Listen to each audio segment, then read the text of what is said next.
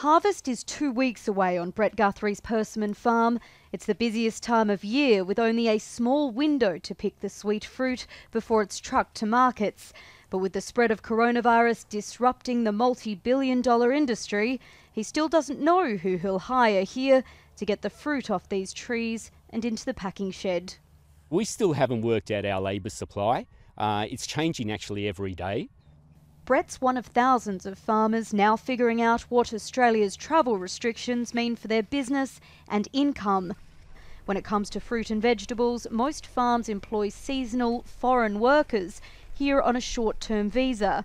The majority are backpackers, but with foreigners now banned from entering Australia and movements restricted inside the country, the question is who will replace them when the visas of those already here expire.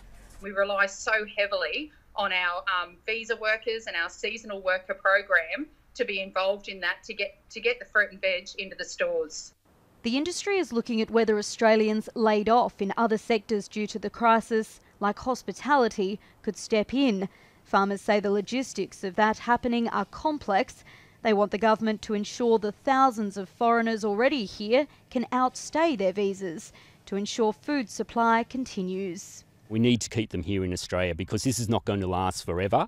And when it's over, we need to make sure that our farms can continue to pick their crops.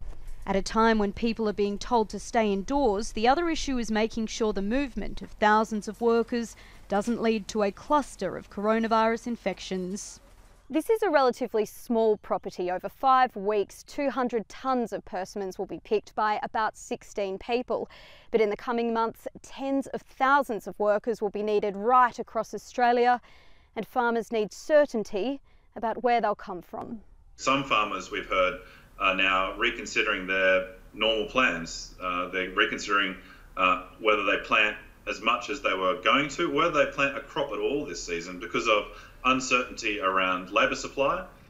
Before coronavirus, Brett Guthrie battled the threat of bushfire and drought.